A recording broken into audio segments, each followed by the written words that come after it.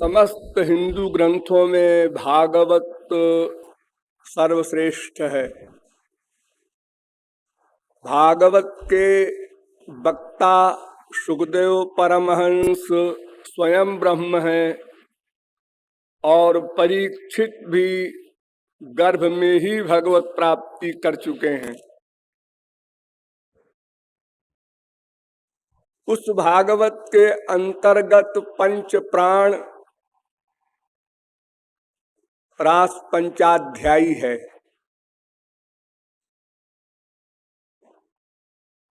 रास के एक वर्ष पूर्व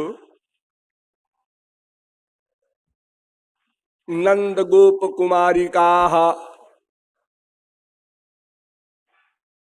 जो कुमारी कन्याएं थीं, उन लोगों ने कात्यायनी देवी का व्रत किया था और मंत्र का जप किया था। कात्यायनी महामाये महायोगिन्यधीश्वरी नंद गोप सुतम देवी पतिम में कुरुते नमः। ये मंत्र है। हे कात्यायनी देवी, हे महामाया देवी, हे महायोगिनी और समस्त शक्तियों की अधीश्वरी, नंद के सुत श्याम सुंदर को मैं पति रूप से प्राप्त करूं,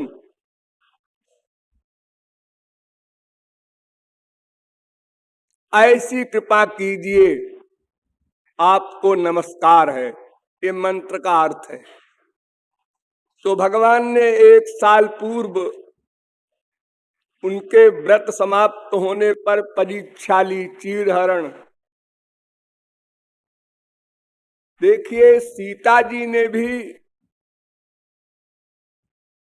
महाशक्ति दुर्गा की भक्ति की थी, किंतु सीता जी की भक्ति और गोपियों की भक्ति में अंतर है।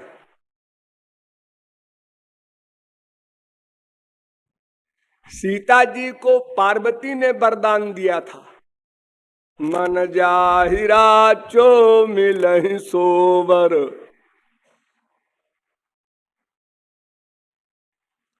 और गोपियों को पार्वती ने वर नहीं दिया, क्योंकि वास्तव में गोपियों ने कात्यायनी का व्रत किया ही नहीं था। ये संसार को दिखाने के लिए कात्यायनी व्रत का ढोंग रचा था। उन्होंने श्री कृष्ण का ही व्रत किया था। इसलिए चीरहरण के समय भगवान ने कहा था, संकल्पो विदित साध्यो भवती नाम मनोरथम मयानुमोदित सोसौ सत्यो भवितुमर्हति। भवती नाम मदर्चनम, तुम लोगों ने जो मेरे लिए व्रत किया है, पूजा की है, भक्ति की है, वो मुझे स्वीकार है और मैं प्रसन्न हूं। और तुम्हारा जो भी संकल्प है वो सत्य होगा, अर्थात मैं तुम लोगों को पति रूप में मिलूंगा। ये श्री कृष्ण ने ही वरदान दिया था। कात्यायनी देवी गोल हो गई, उनका कहीं कोई जिक्र नहीं, केवल मंत्र बता दिया है भागवत में। क्योंकि डायरेक्ट श्री कृष्ण की भक्ति करना लोक विरुद्ध था, इसलिए गोपियों ने कात्यायनी देवी के व्रत का बहाना बनाया। और उस समय ये वर दिया, मये मारन शतक छपा, और दिन में वरदान दिया, मैं इन्हीं रात्रियों में 1 साल बाद रास करूंगा। इन्हीं रात्रियों में, दिन में कहां से रात्रि आ गई? वही बात, घूम फिर के आ जाइए वहीं पर, योग माया के द्वारा। जो इम्पॉसिबल को पॉसिबल करने वाली पावर है, पर्सनल पावर, जिसके कारण भगवान कर्म कर्म अन्यथा कर्तुम समर्थ बने हुए हैं। जो चाहे करें, जो चाहे ना करें, जो चाहे उल्टा कर दे। तो 1 साल बाद भगवान ने उन्हीं रात्रियों को अपने सामने खड़ा हुआ देखा। वो रात्रियां योग माया से बनाई गई थी। वो हमारे भौतिक रात्रि की तरह रात्रि नहीं थी, वो मूर्तिमान थी। वो हाथ जोड़कर सामने खड़ी हुई कि महाराज, आपने गोपियों को वर दिया था मुझे सामने खड़ा करके, तो 1 साल पूरा हो गया, इसलिए हम सेवा के लिए आए हैं, आपको याद दिलाने आए हैं। तो भगवान पिता रात्रि ही, यहां से महाराज पंचाध्यायी प्रारंभ होती है। तारात्रि ही, उन रात्रियों को, बस किन रात्रियों को? 1 साल पहले जो मैंने कहा था, ताइमा छपा, ता वहां भी कहा था, उन रात्रियों को सामने खड़ी हुई देखा। वो बहुवचन क्यों कहा जी? इमा छपा वहां भी कहा चीड़हरण के प्रसंग में, और यहां भी कह रहे हैं भगवान अपि तारात्रि। ये ता शब्द जो है संस्कृत में बहुवचन होता है। उन्हीं रात्रियों को, तो क्या कई रात्रि रास हुई थी? तो दिन में क्या रेस्ट करते थे ये लोग? नहीं, अनंत कोटि रात्रियों को एक रात्रि में अध्यस्त कर दिया था योग माया के द्वारा। एक रात्रि कौन 12 घंटे की होती है? इतने में जीवों को तृप्ति कैसे होती? और उस ब्राह्म रात्रि में सारा विश्व महाप्रलय की तरह पेंडिंग में रख दिया था, सारे संसार को। जैसे महाप्रलय में समस्त जीव भगवान के महोदर में लीन हो जाते हैं, कुछ भी वर्क नहीं करते, ऐसी अवस्था में भगवान ने सारे विश्व को कर दिया।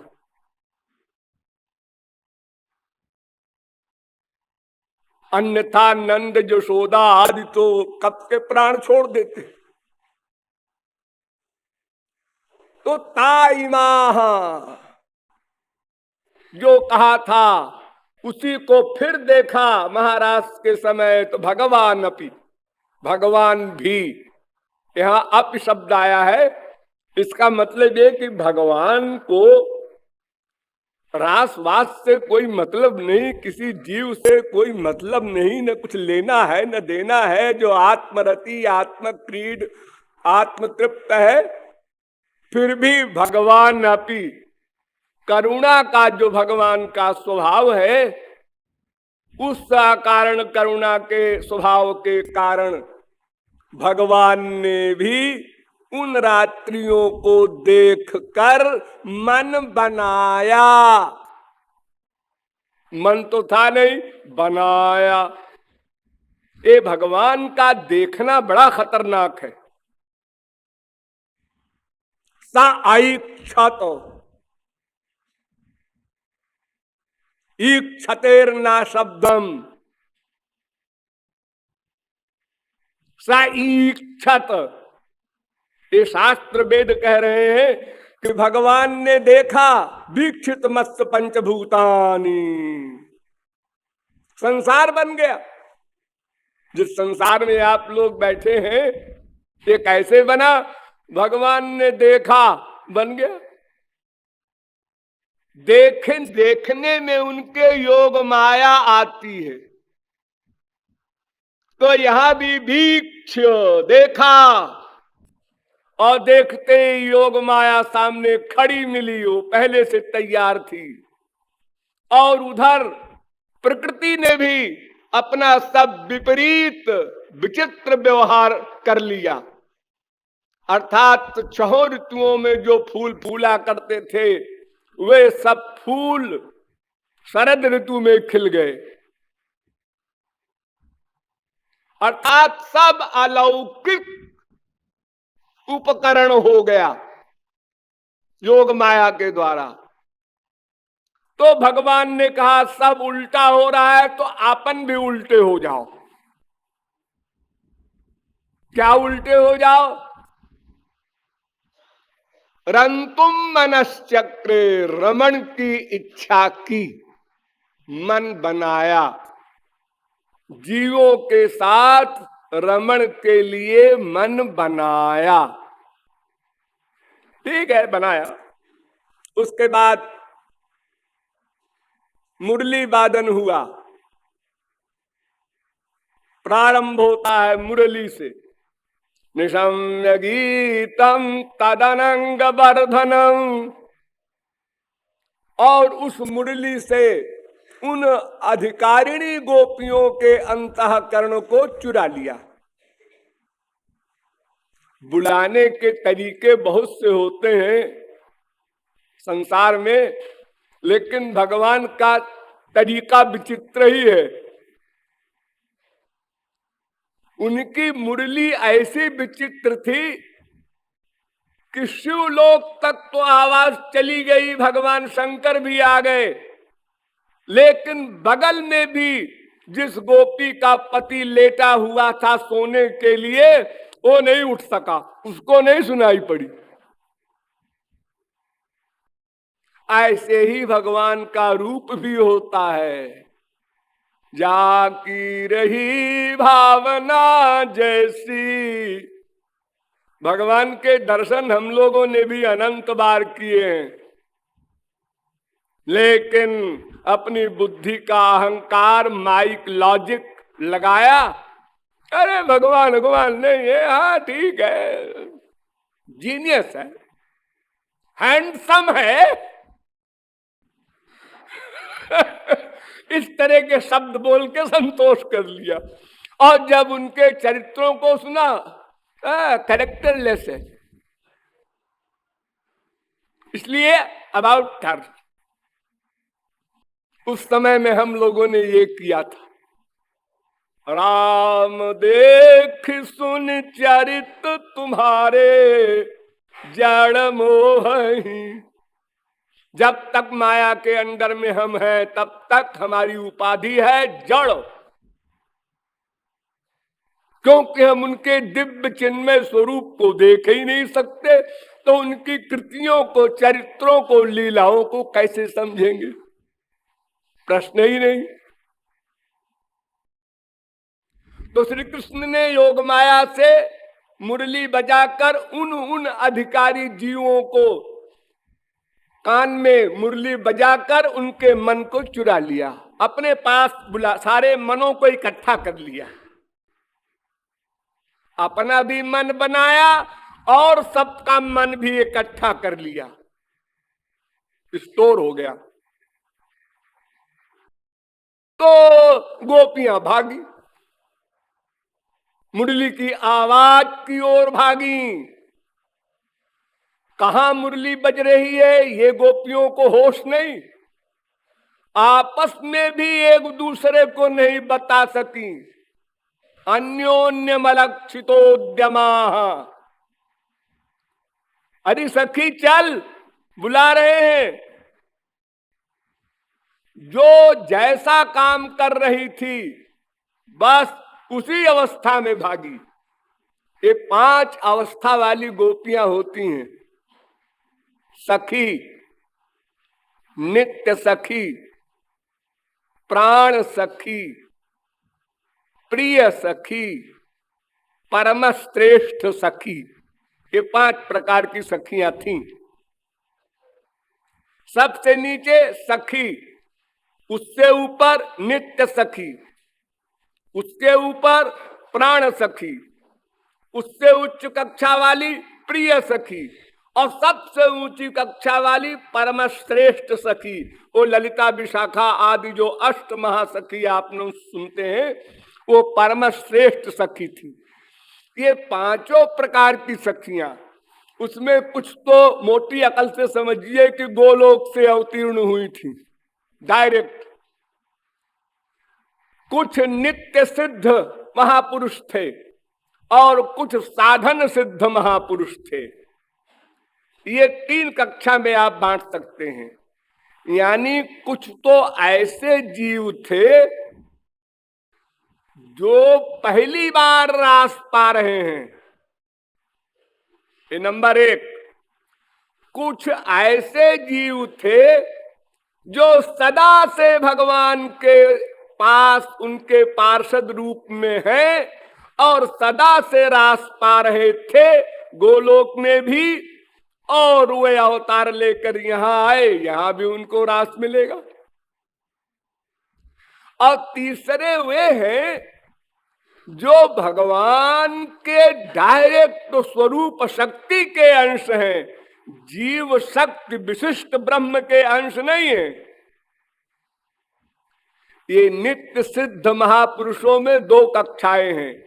एक तो जीव शक्ति के अंश हैं लेकिन नित्य सिद्ध हैं, और एक लादिनी शक्ति के अंश हैं, वो भी नित्य सिद्ध है लेकिन वो स्वरूप शक्ति के गवर्नर हैं, और शेष जीव स्वरूप शक्ति से गवर्न किए जाते हैं। एक एक शब्द पर ध्यान देना। तो ललिता विशाखा आदि ये लादिनी शक्ति के अंश हैं।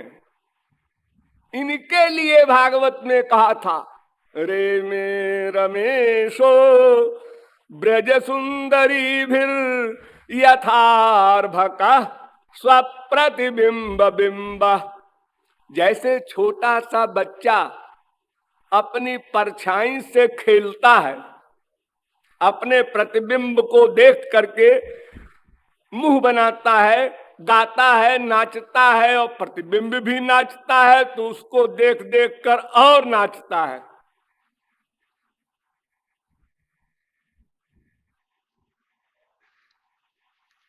ये उनके प्रतिबिंब रूप हैं ललिता विशाखा आदि।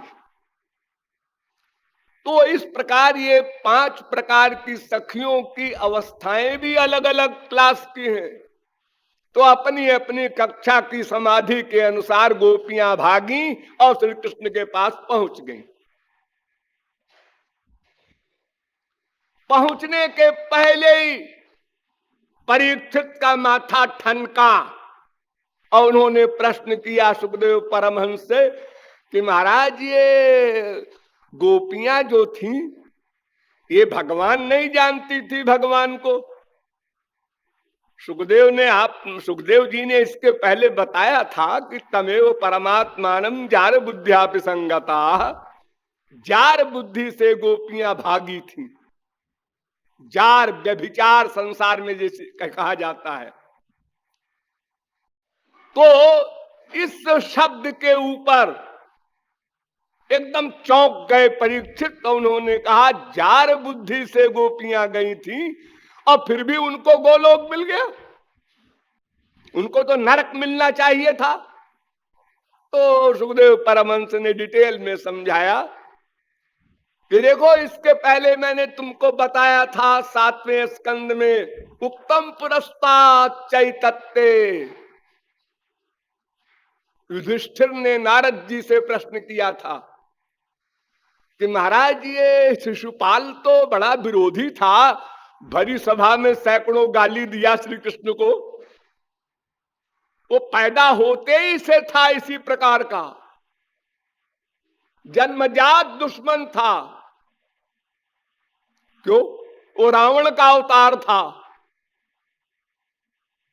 पहले हिरण्यकशिपु था, फिर रावण हुआ, फिर शिशुपाल हुआ। तो 3 जन्म का बैर था भगवान से, इसलिए उसने पैदा होते ही बैर शुरू कर दिया। तो उसका उद्धार कैसे हो गया? युधिष्ठिर ने प्रश्न किया नारद जी से। तो नारद जी ने जवाब दिया था कि कामाद द्वेषाद भयात स्नेहात यथा भक्तेश्वरे मनः आवेश्य तदघम हित्वा बहवस तद्गतिम गता। काम भाव से, द्वेष भाव से, स्नेह भाव से, तस्मात् तेनाप्युपायेन मनः कृष्णे निवेशयेत्। ये नारद जी का उत्तर है। किसी भी उपाय से मन का अटैचमेंट हो जाए ब्रह्म में, भगवान में, श्री कृष्ण में, बस उसको गोलोक मिलेगा। अनुकूल भक्ति हो, प्रतिकूल भक्ति हो, खोपड़ा भक्ति हो, इससे कोई मतलब नहीं। अब फिर दोबारा ये सुन करके भी परीक्षित ने प्रश्न किया। तो सुखदेव ने कहा कि राजा रहा है ना बहुत दिन से, राजा, तो इसके दिमाग में वो राजा की सब बातें कुछ खोपड़ी में गूंज रही हैं। समझा दिया उन्होंने। कामम क्रोधम भयम स्नेहो मैक्यम सौहार्द में बचो नित्यम हरो विदधतो जानति तन्मयताम हिते गोप्य कामाद भयात कंसा द्वेषात चैद्यादयो नृपा। गोपियों ने काम भाव से गोलोक प्राप्त किया, शिशुपाल ने शत्रुता के दुश्मनी के भाव से किया, कंस ने भय के कारण भगवत प्राप्ति किया। आसीन सम विषंस्तिष्ठन भुंजान पर्यटन महीम चिंतयानो ऋषिकेश अपश्यत तन्मयम जगत।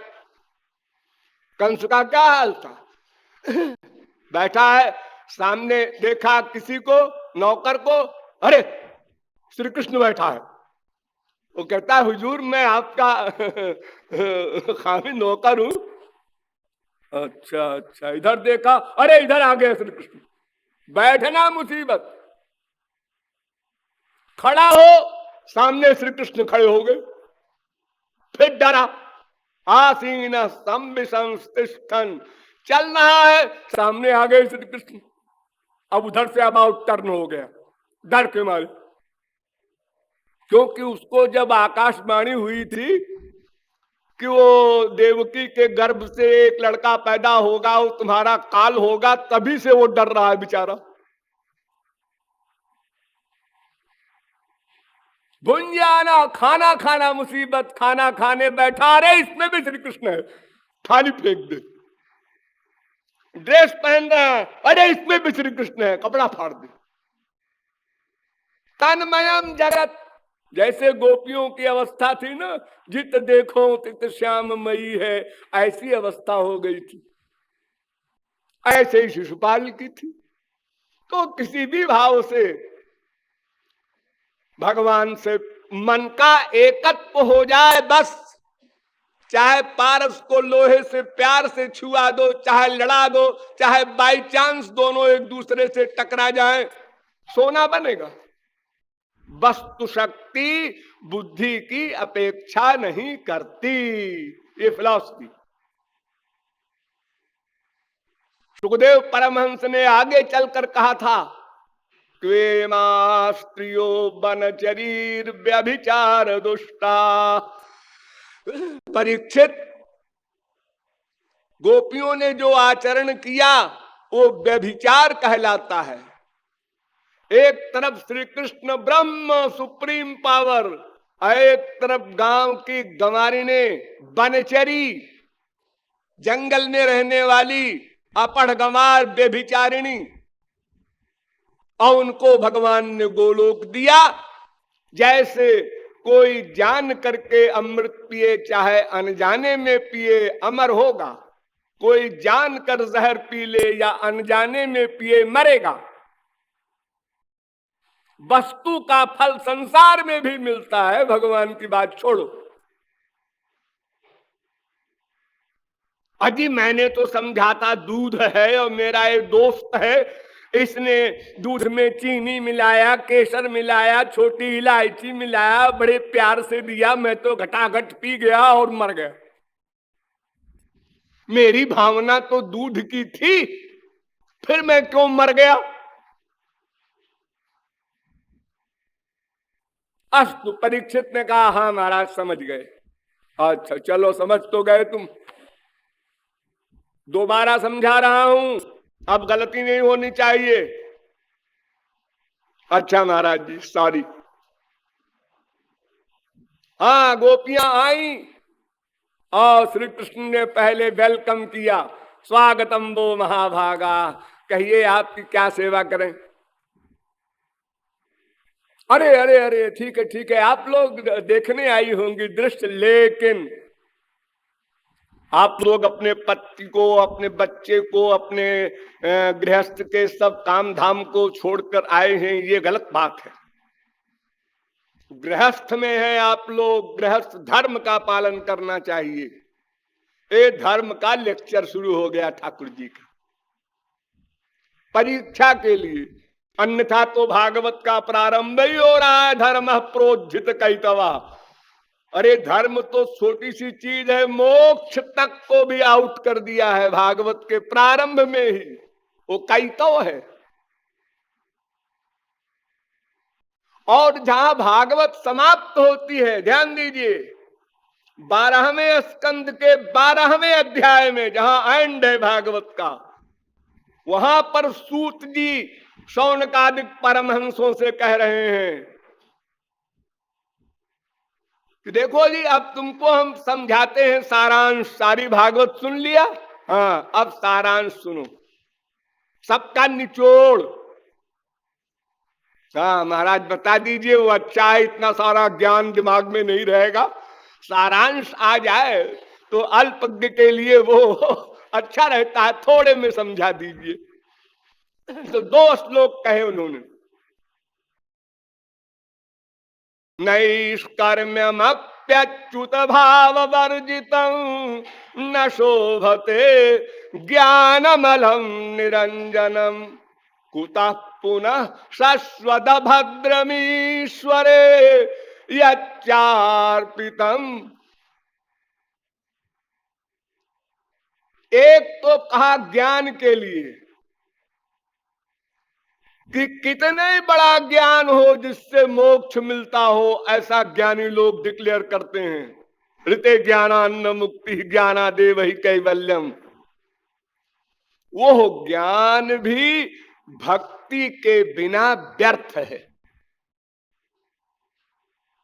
श्री कृष्ण की भक्ति के बिना कोई भी ज्ञान, निष्कर्म ज्ञान, वास्तविक थ्योरिटिकल की बात नहीं हो रही है। नहीं, आप लोग शाब्दिक ज्ञान अर्थ लगा लें कि यहां पर शाब्दिक ज्ञान को कहा गया है नैष्कर्म्यम।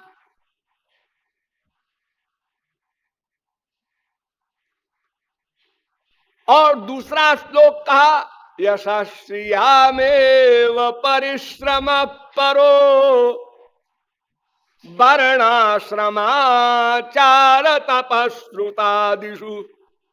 ये जो वर्णाश्रम धर्म है, ये कर्म, ज्ञान को हटा दिया, काट दिया, अब कर्म को काट रहे हैं।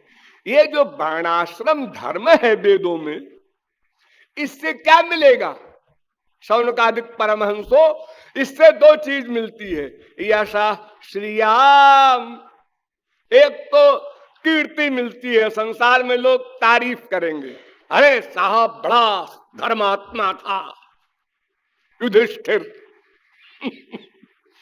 और दूसरे श्री मिलेगी, लक्ष्मी, वैभव, संसार का मटेरियल वैभव, राजा बन जाएंगे, अरबपति बन जाएंगे, वगैरह वगैरह। तो ये दोनों चीजें संसारी तो है, इसके लिए परिश्रम करो। इतना बड़ा परिश्रम करे कोई बुद्धिमान? वो बुद्धिमान नहीं है। ये ज्ञान और कर्म दोनों का खंडन भागवत के एंड में कर दिया, और यहां श्री कृष्ण फिर प्रारंभ कर रहे हैं भर्तु शुश्रूषणम स्त्रीणाम परो धर्मो, ये पर धर्म है। तो गोपियों ने कहा महाराज तो आप ही ने निर्णय कर दिया, क्योंकि आपने कहा पति स्त्री भीर नहा तब्यो लोके सुधीरपात की अस्वर्गमय सस्यंच। दो पॉइंट, जो वर्णाश्रम धर्म का पालन तुम लोग नहीं करोगी तो अस्वर्गम स्वर्ग नहीं मिलेगा, आयशस्यम यश नहीं मिलेगा। पहले भी कहा लोके सुभी, जो स्वर्गाधिक लोग चाहती है उस स्त्री को पति की ही सेवा करनी है, उपासना करनी है। तो महाराज हमको स्वर्ग चाहिए नहीं, यश चाहिए नहीं, इसलिए आपका लेक्चर 0/100। और तीसरा पॉइंट ये कि आपने कहा है अपातकी, अगर पातकी पापी पति है तो कोई भी स्त्री छोड़ सकती है उसको। निष्पाप पति हो और लंगड़ा हो, लूला हो, अंधा हो, काना हो, बहरा हो, मूर्ख हो, निर्धन हो, उसका त्याग करना गलत है, यानी स्वर्ग नहीं मिलेगा। तो अगर मेरा पति निष्पाप भी होता तो भी हमको स्वर्ग या यश नहीं चाहिए, और वो तो फिर पातकी है क्योंकि आपका विरोध करता है, हमको आने नहीं दे रहा था, हम तो चोरी से भाग के आए। अरे इन्हीं भगवान ने उद्धव को 11वें स्कंद में लेक्चर दिया है, धर्म में के सश्चान्य कामम सत्यम समम दमम केचित यज्ञ तपोदानम व्रतानि नियमान जमान आद्यंतवंते वैषाम लोका कर्म विनिर्मिता दुखोदरकास्तमो निष्ठा क्षुद्रानंदा सुचार्पिता इत्यादि लंबा चौड़ा लेक्चर दिया है कि उद्धव ये धर्म वर्म के पालन करने से कुछ नहीं होगा, ये तो स्वर्ग मिलता है, उसमें भी एंड में दुख है, मध्य में भी दुख है, और वहां भी अज्ञान है, माया है, त्रिगुण है, त्रिकर्म है, त्रिदोष है, पंचक्लेश है, पंचकोश है, सारी आधि व्याधि जो माइक है, जैसे हमारे यहाँ मृत्यु लोक में है ऐसे स्वर्ग में भी है, सब रागत द्वेष भरा पड़ा है वहां भी।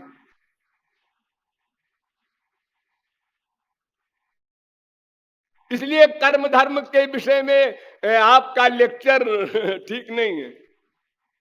और अगर ठीक भी हो, आप भगवान हैं, हम निंदा नहीं करते आपके लेक्चर की, अगर ठीक भी हो तो महाराज एक पॉइंट और है इसके आगे, क्या? चित्तम सुखे न भवता परितम गृहेषु, आपने मेरा चित्त ले लिया है ना, वो दे दीजिए, अभी मैं जाती हूं, अबाउट टर्न क्विक मार्च, घर पहुंच जाऊंगी।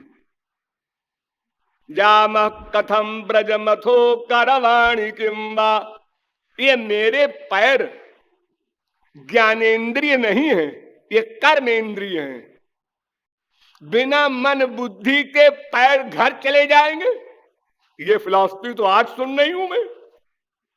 अरे पैर को उठाने के पहले भी संकल्प करना पड़ता है कि पैर खड़ा है, उठाओ, आगे बढ़ाओ, क्यों?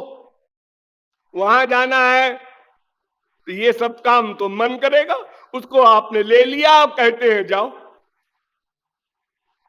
आप लोगों ने एक इतिहास सुना होगा सत्यवान सावित्री का।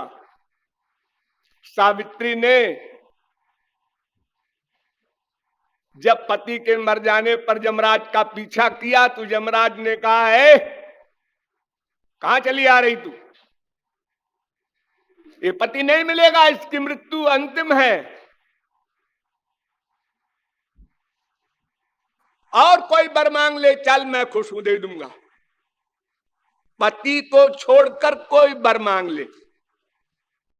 सावित्री इतनी बड़ी विदुषी, उसने कहा अच्छी बात है महाराज, देंगे ना? अरे डाउट है, मैं महाकाल हूं, तो महाराज हमें 100 पुत्र दे दीजिए। तुमने कहा तथास्तु, जाओ, तुमको 100 पुत्र होगा। जल्दीबाजी में बोल गए यमराज और चल पड़े। कहां जा रहे हैं? फिर तू पीछे पीछे आ रही है। अरे महाराज, तो पति नहीं देंगे तो 100 पुत्र कहां से होंगे? हा? तो उसी प्रकार गोपियों ने कहा कि चित्त तो आप लिए बैठे हैं और हमसे कहते हैं जाओ।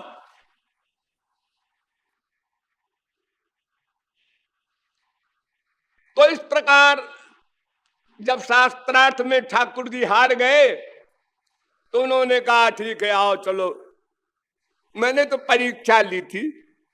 अरे कहां तक परीक्षा लेंगे आप? साल भर पहले भी परीक्षा ले चुके हैं चीर हरण के समय, फिर परीक्षा फिर परीक्षा। अरे तो क्यों घबराती हो भाई? सोना चाहे कितने आग में डाला जाए वो तो चमक बढ़ेगी, उसमें कोई घटेगा नहीं कुछ। हाँ? और चमक हो और चमक हो, इसलिए परीक्षा ली जाती है। और विद्यार्थी को चाहिए कि वो गुरु को चैलेंज करे, खूब परीक्षा लीजिए ताकि मैं खरा हो जाऊं, स्वच्छ हो जाऊं, निर्मल हो जाऊं। जो परीक्षा से डरेगा तो वो कभी भी योग्यता नहीं प्राप्त कर सकता।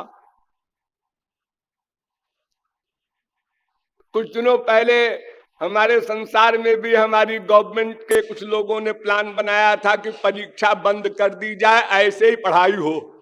अरे कोई लड़का नहीं पढ़ेगा, सब आराम से सोएंगे रात भर। ये परीक्षा के डर के मारे 2-3 महीने बच्चे पढ़ते हैं रात रात भर जाग के। तो रास होने लगा। उसी बीच में इन गोपियों को अहंकार हो गया। आत्मानम में निरे, मैं संसार में टॉप की स्त्री हूं, मेरा सौंदर्य, मेरा सौशील्य, मेरा सौकुमार्य विश्व में टॉप पर है, क्योंकि श्री कृष्ण मेरी खुशामद कर रहे हैं। श्री कृष्ण ने भी तारीफ कर दिया रास में। तुम तो बड़ी सुंदर हो, तुम्हारे लिए तो मेरी जान हाजिर है, जिगर हाजिर है, इस तरह की तमाम बातें। अरे वो तो बहुत बड़े एक्टर हैं ठाकुर जी। अरे आप लोग भी तो यही करते हैं। और क्या करते क्या है आप लोग? दिन रात यही करते हैं आप लोग। वो चाहे आपकी स्त्री कुकरी सुकरी हो, लेकिन जब आप काम युक्त होते हैं तो उसको फिर आप भगवान के आगे मान लेते हैं। अपनी अपनी वीकनेस नोट कीजिए आप लोग भी। तो जब अहंकार हो गया तो भगवान रास से किशोरी जी को लेकर साथ में गायब हो गए। अब गोपियों ने विलाप किया। पहले तो वृक्षों लताओं सबसे पूछा, उसके बाद श्री कृष्ण बन गई स्वयं। एक अवस्था होती है प्रेम की, महाभाव कहते हैं उसको। प्रेमा भक्ति, स्नेह भक्ति, मान भक्ति, प्रणय भक्ति, राग भक्ति, अनुराग भक्ति, भावावेश भक्ति। वहां पहुंच जाता है जब महापुरुष, तो उसको आवेश होता है अलौकिक। ड्रामा नहीं, पिक्चर की तरह नहीं, अलौकिक आवेश होता है समाधि में। तो गोपियों ने अपने आप को एक कृष्ण बन गई, एक अघासुर, एक बकासुर, एक पूतना बन गई। और सखाओं की लीला, सखियों की लीला, राक्षसों का वध, ये अनेक प्रकार की लीलाएं कर रही हैं गोपी।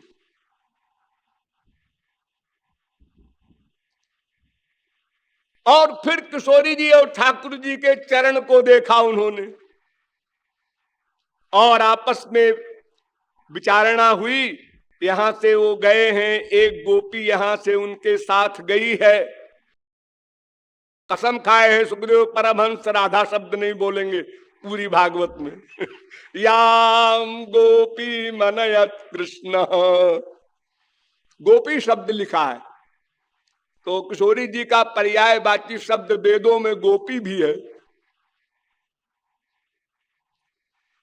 तो किशोरी जी ने भी देखा कि मेरी प्राण प्रिया गोपियां इतनी बिहबल हो रही हैं, इनको दया नहीं आ रही है। तो उन्होंने भी कहा कि भाई देखो मैं तो अब नहीं चल सकती, थक गई। तो स्कंध आरुह्यताम, अपने कंधे पर बिठा के ले चलो तो ले चलो, वरना मैं तो ये भी बैठ जाऊंगी। अभी गोपियां आती होंगे इधर और मैं तो उसी में शामिल हो जाऊंगी। तो ठाकुर जी ने कहा है शामिल हो जाएंगी का मतलब फिर तो हम पकड़ जाएंगे। तो उन्होंने कहा आओ बैठ लो हमारे कंधे पर। और जैसे ही किशोरी जी ने पैर उठाया बैठने के लिए, ठाकुर जी उनको भी छोड़ के चले गए। अब सारी गोपियां जो रोती हुई जा रही थी, उन्होंने देखा अरे देखो वो गोपी यानी किशोरी जी बेहोश पड़ी हैं वियोग में। गई, सबने पंखा झलाए, किया वो किया जो कुछ अपना था तात्कालिक उपचार। और किशोरी जी होश में आई, समाधि में छूटी। तो किशोरी जी ने क्या कहा, अवमानंच दौरात्म्यात् विस्मयम परमं जयु। मैंने दुरात्मापन किया था गोपियों, मैंने अहंकार किया था कि मेरे समान कौन सुंदर स्त्री है, सब गोपियों को छोड़ करके हमको साथ लाए। बहाना ये बना रही किशोरी जी, फैक्ट दूसरा है। ये भागवत ग्रंथ का रास पंचाध्यायी इतना गूढ़ है कि शब्द कुछ है मतलब कुछ है। तो एक मेरा दौरात्म्य दुरात्मापन है कि मैंने अपमान किया प्रियतम का, इसलिए वो हमको भी छोड़ के चले गए। तो विस्मयम परमन जजु, गोपियों को बड़ा आश्चर्य हुआ कि ये किशोरी जी क्या कह रही हैं, दौरात्म्यम, दुरात्मा शब्द का प्रयोग कर रही हैं अपने लिए। अरे ठाकुर जी तो इनके दास हैं, हम लोग जानते हैं, गोलोक से जानते हैं। ठीक है, लीला है लीला। खैर फिर सब गोपियां इकट्ठी हो गई, किशोरी जी भी आ गई और सब ने वो गोपी गीत गाया। 19 श्लोक हैं गोपी गीत में, जो सबसे इंपॉर्टेंट है भागवत में, उसको गोपी गीत कहते हैं।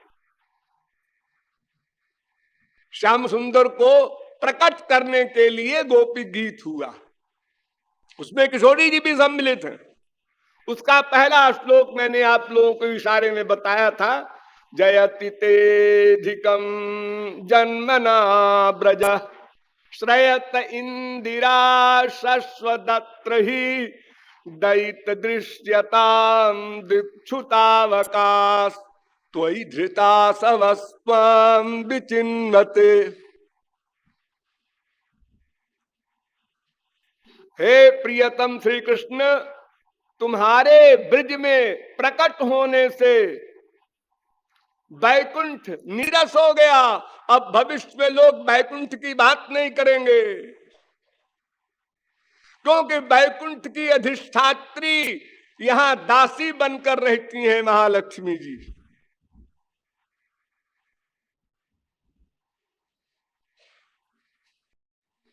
और महाराज आप तो हमारे प्राण हैं, प्राण के समान नहीं।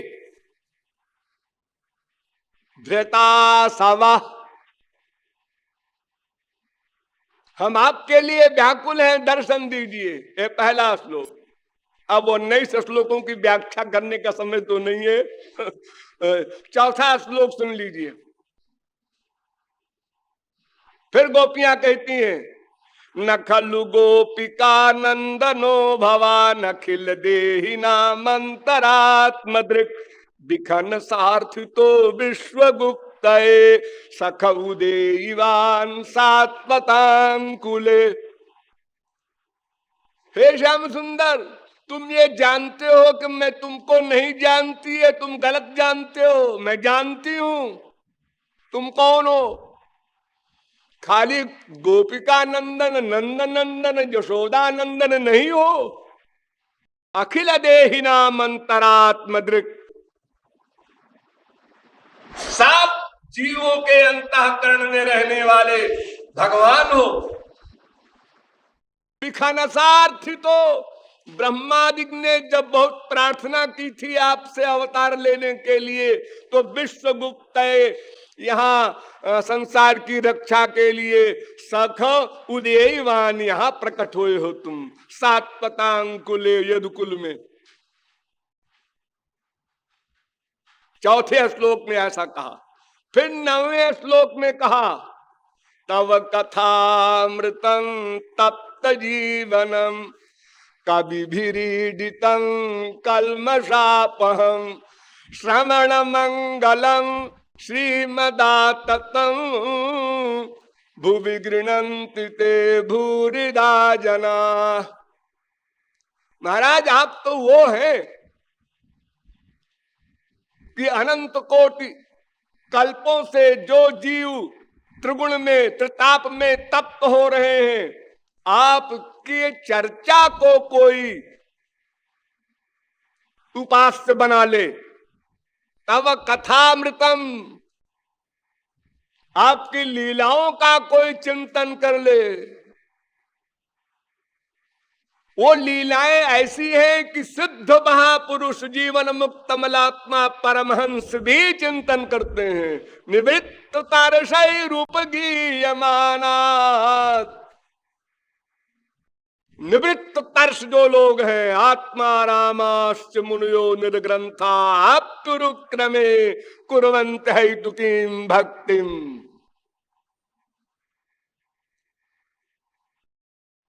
जो आपकी कथा को, आपके विषय को, भगवान के नाम रूप लीला गुण धाम जन को संसार में प्रचार करते हैं, देते हैं, वे बहुत बड़े दानी हैं। भूरिदा जना। फिर आगे कहती हैं गोपियां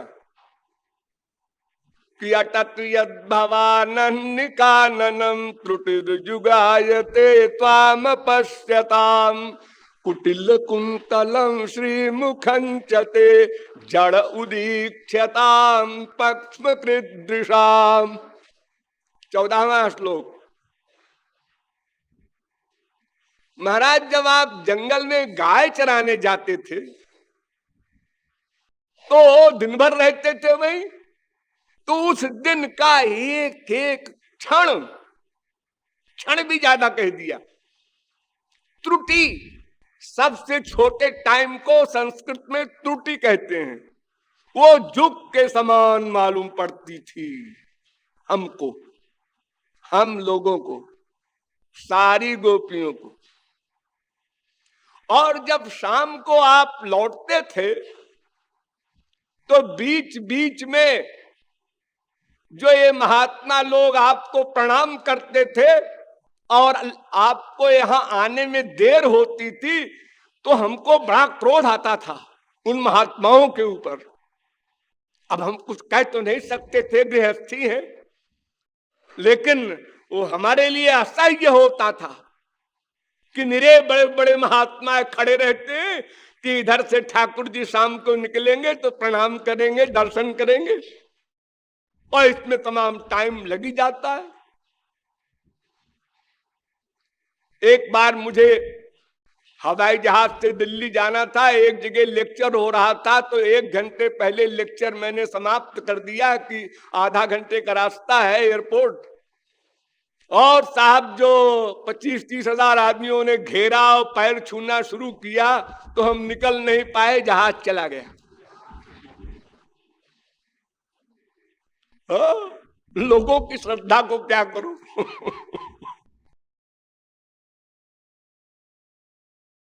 तो गोपियां कहती हैं कि फिर जब आप आते हैं और आपका हम दर्शन करते हैं तो ब्रह्मा को गाली देते हैं कि ब्रह्मा ने आंख में पलक क्यों बनाया, क्योंकि दर्शन करने में ये डिस्टरबेंस है, पलक भंजती है फिर उठती है, फिर हमको पता भी नहीं चलता, वरना उसको हम झापड़ लगा ले। हाँ? और सबके आखिर में 19वें श्लोक में गोपियों ने जो कुछ कहा वो सारी भागवत में टॉप की बात मैं समझता हूं। यत्ते सुजात चरणाम्बुरुहंस्तनेषु भीतासनई प्रिय दधीमहि कर्कशेषु तेनाटवीमटसि तद्व्यथतेन किंस्वित् कूर्पाद्भिर्भ्रमति धीर भवदायुषाम। 18,000 श्लोक क्या, पूरे वेद व्यास के जितने 4 लाख श्लोक हैं समस्त पुराणों महाभारत में, ये टॉप का श्लोक है। गोपियां कहती है, हे श्याम सुंदर, जब कभी, अभी तो श्याम सुंदर अलक्षित है ना, जब कभी आप मिलते थे इसके पहले, तो आपके चरण के तलुए को जब मैं अपने हृदय पर रखती थी तो बहुत धीरे से रखती थी। संसार में आप लोगों को अपने संसार में तो अनुभव होगा, माँ बाप बेटा स्त्री पति के प्यार में, कि जितना अधिक प्यार होता है उतने जोर से चिपटाता है वो आदमी, थोड़े प्यार में धीरे से चिपटाएगा। दिन में 10 बार बच्चा आ रहा है माँ के पास तो ऐसे ऐसे कर लेती है थोड़ा सा। अगर बच्चा खो जाए और 10 दिन बाद मिले तो फिर वो इतने जोर से चिपटाती है कि भले ही बच्चा परेशान हो जाए बेचारा, लेकिन माँ नहीं मानती। ऐसे ही स्त्री पति का प्यार ऐसे ही सबका होता है। लेकिन इतना ऊंचा प्यार ब्रह्मा शंकर से भी आगे, और वो श्याम सुंदर के चरण के तलुए को धीरे से अपने स्तन में लगाती हैं कि मेरे स्तन ठाकुर जी के कोमल तलुए में चुभ न जाए, उन्हें कष्ट न हो जाए। ये श्याम सुंदर के सुख की भावना से प्यार करना है, यहां पहुंचना है आपको, ये लक्ष्य होना चाहिए। श्याम सुंदर के सुख के लिए ही हम उनसे प्यार करेंगे, अपनी इच्छा नहीं बनाएंगे। इतना अनंत आनंद का भी अनंत गुना जहां आनंद है, उस चरण कमल के तलुए पर भी ये ध्यान रखना, अपने सुख के लिए नहीं सोचना, श्याम सुंदर के तलुए में कष्ट न हो जाए।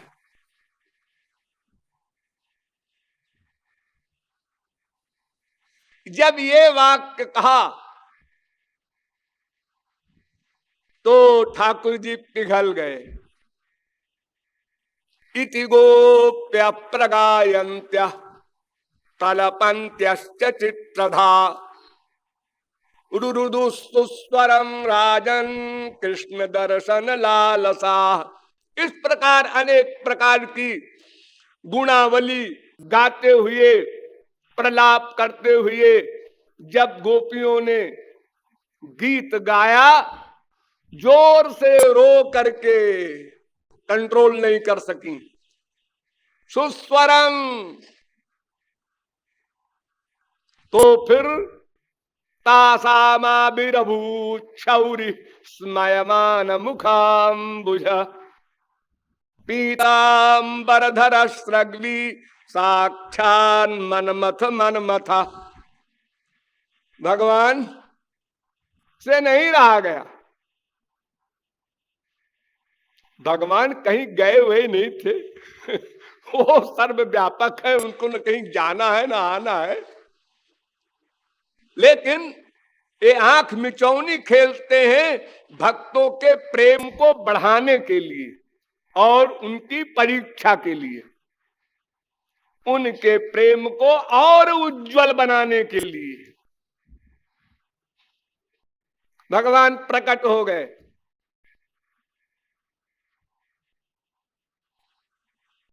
स्मयमान, मुस्कुराते हुए। इधर तो जान जा रही, हजरत मुस्कुरा रहे हैं।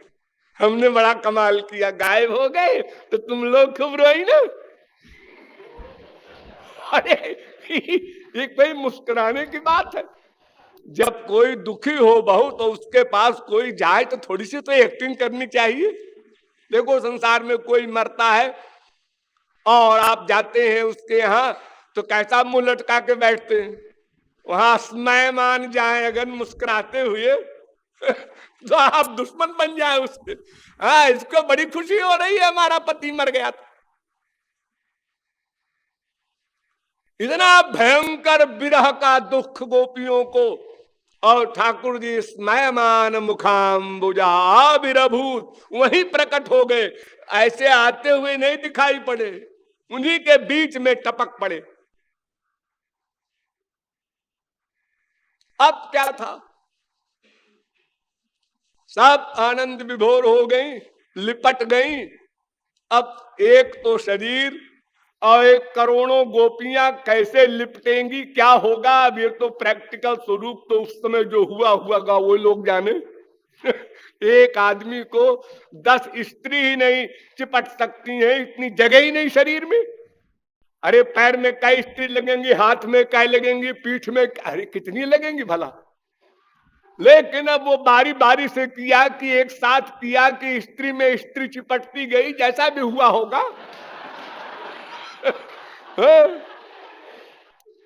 तो इस प्रकार गोपियां आनंद मग्न हो गई, समाधि हो गई, सबकी ऐसी अवस्था आ गई, इतनी बड़ी चीज खोई हुई मिल गई। तो जब नॉर्मल हो गई गोपियां, सब बैठी, ठाकुर जी तो बैठे ही थे, तो गोपियों ने कहा महाराज कुछ प्रश्न करना है आपसे। प्रश्न? अरे ये क्या सो हो रहा है तुम लोगों को? कुछ नहीं महाराज, तो जिज्ञासा है। हाँ बोलो क्या प्रश्न है। तो भजतो नु भजन्ते को एक एतद् विपर्जयम्, नो भयांश्च भजन्ते को एतन्नो ब्रूहि साधु भो। कुछ लोग ऐसे हैं जो प्यार करने वाले से प्यार करते हैं, जैसे आप लोग करते हैं, माँ बाप बेटे स्त्री पति। उसने प्यार किया तो हमने किया, वो अबाउट टर्न, हम भी अबाउट टर्न। और कुछ ऐसे होते हैं जो प्यार न करने वाले से भी प्यार करते हैं, और कुछ ऐसे होते हैं कि प्यार करने वाले न करने वाले दोनों से नहीं करते। तो आप इन तीनों में कौन हैं? अब इस प्रश्न का डिटेल और उत्तर का डिटेल फिर होगा। बोलिए वृंदावन बिहारी लाल की। राधे